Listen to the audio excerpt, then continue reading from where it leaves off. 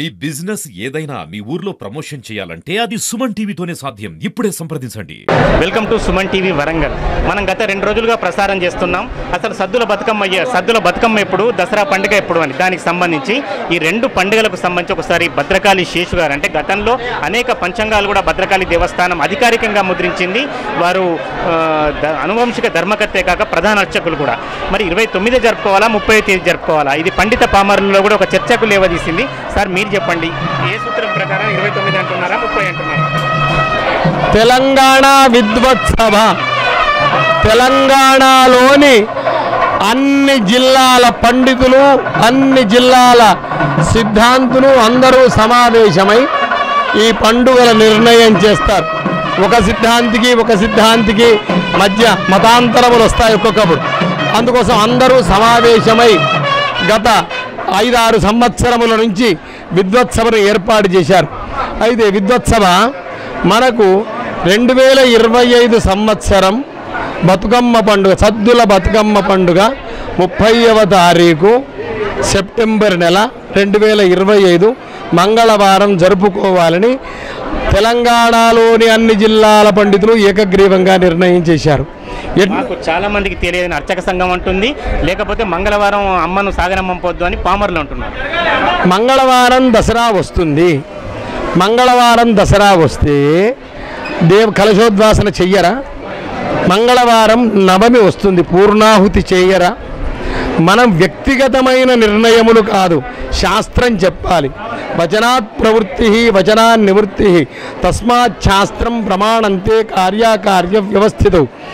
వచనంతో అవునని చెప్పవచ్చు, వచనంతో కాదని చెప్పవచ్చు, కానీ అవునా కాదా నిర్ణయించేది శాస్త్రం. శాస్త్రీది శాస్త్రం, అది శాసనం. దాన్ని మనం ఒప్పుకోవాలి.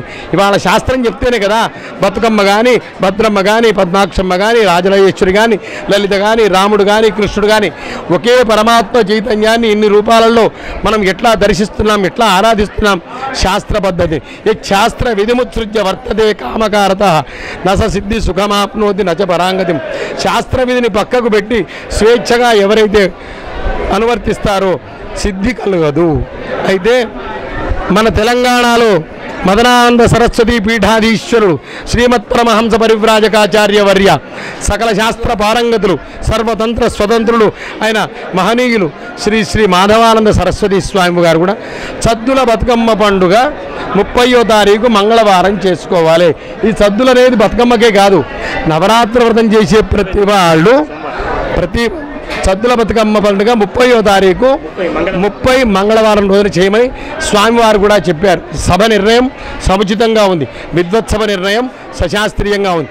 మళ్ళీ ఈ సద్దుల బతుకమ్మ పండుగ ఏదో ఒక ఆచారం, ఆడవాళ్ళు చేసుకునేది, జానపదులు చేసుకునేది అని దానికి శాస్త్రాధారం లేదని కొంతమంది వక్రీకరించి మాట్లాడుతున్నాం. తెలంగాణలో ప్రతి స్త్రీ, ప్రతి పిల్లవాడు, ప్రతి పండితుడు, ప్రతి పామరుడు శాస్త్రాన్ని ఆధారంగా చేసుకునే మాట్లాడతాడు. శాస్త్రం లేకుండా ఎందుకు? అమావాస్య నాడు శృంగేరిలో కూడా అమావాస్య నాడు హరిద్రాభిషేకం జరుగుతుంది అమ్మవారికి. అమావాస్య నాడు అమ్మవారిని పూజించడం ఏమిటి అంటే, ఆనాడు దేవయజ్ఞానికంటే ముందు 15 రోజులు పితృపక్షాలు, పితరులను ఆరాధిస్తారు. ఆ 15 రోజులు ఆరాధించిన పితర అమావాస్య అంటే ఆనాడు బియ్యం ఇచ్చుకుంటారు.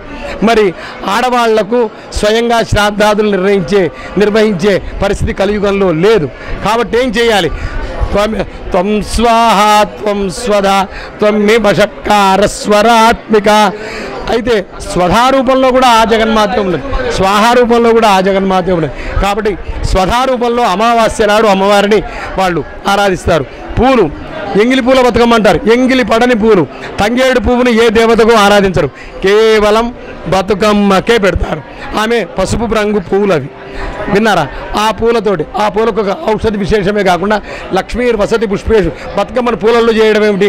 అది అమ్మవారైతే అయితే నీళ్ళల్లో కానీ, మరి మూర్తిలో కానీ, యంత్రంలో కానీ, సూర్యమండలంలో కానీ ఆరాధించాలి కదా. అంటే లక్ష్మీర్ వసతి పుష్పేషు, లక్ష్మీర్ వసతి పుష్కరే. పుష్పముల యందు లక్ష్మి ఉంటుంది, పుష్కరమునందు లక్ష్మి ఉంటుంది. సర్వస్యాద్యా మహాలక్ష్మి త్రిగుణ పరమేశ్వరి. మహాలక్ష్మి రూపంలో అమ్మవారి జాగృతమైంది ముందు. కాబట్టి ఆ పూలల్లో లక్ష్మి ఉంటుంది. కాబట్టి ఆ పూల ద్వారా పూలల్లోనే మన పొగాళ్ళకు మంత్రాలు కావాలి, తంత్రాలు కావాలి, ఇవన్నీ కావాలి. స్త్రీ అట్లాగా ప్రకృతి స్వరూపం జగన్మ దేవో భూత్వా దేవం యజేత్. దేవత యజనం చేయాలంటే అవన్నీ మనం న్యాసాలు చేసుకో, స్త్రీకి అవసరం లేదు. ప్రధాన సమస్య శేషయ్య గారు మీకు తెలుసు కదా, చివరగా మీరు చెప్పాల్సిన మీరు ఒక అర్చకుడిగా కావచ్చు లేదా భద్రకాళి దేవస్థానం తరఫున కావచ్చు 30వ తేదీ మంగళవారమే సద్దుల బతుకమ్మ అంటే ఏ రకంగా చూస్తారు? వ్యక్తిగతంగా మాట్లాడడానికి వీలు లేదు. పండిత సభ నిర్ణయించింది, పండితులు నిర్వహించారు శాస్త్రాన్ని ఆధారంగా చేసుకొని. మా దేవస్థాన సిద్ధాంతి అయినవోలు రాధాకృష్ణ శర్మ గారు కూడా సిద్ధాంతీకరించారు సశాస్త్రీయంగా. సద్దులు మహాష్టమి నాడు చెయ్యాలి, ఏ దేవతకైనా నవరాత్రులు మహానవమి నాడు బలి చెయ్యాలి. ఈ 2 రోజుల గ్యాప్ దసరాకు రావద్దు అనే సిద్ధాంతం అది మామూలుదేనా? 2 రోజులు వచ్చిందంటే రాత్రి శబ్దస్య తిథి లక్షణే. ఒకే రోజు 2 పంచమి ఈసారి 2 రోజులు వచ్చింది. అదే పంచమి షష్ఠి ఒకే రోజు వస్తాయి. ఆ ఒకే రోజు 2 రాత్రుల కింద లెక్క. అప్పుడు మరి తిథి తక్కువ అవుతుంది కదా అని పండితులు నిర్ణయించారు. యద్యదాచరతి శ్రేష్ఠ దత్త దేవేతరో జన సయత్ ప్రమాణం గురుతే లోక. మనకు భగవద్గీత ప్రమాణం, భగవద్గీత చెప్పినట్టు మనం నడవాలి. కాబట్టి శ్రేష్ఠుడైన వాడు, మనలో శ్రేష్ఠుడు, సర్వసంగ పరిత్యాగి, అఖండ వైరాగ్య సంపన్నుడు శ్రీ శ్రీ శ్రీ శ్రీమత్ పరమహంస పరివ్రాజకాచార్య తెలంగాణ మదనానంద సరస్వతి పీఠాధి మాధవానంద సరస్వతి ఆయన చెప్పాక నువ్వు నేను ఈ చిన్న చిన్న ముచ్చట్లు ఎందుకు?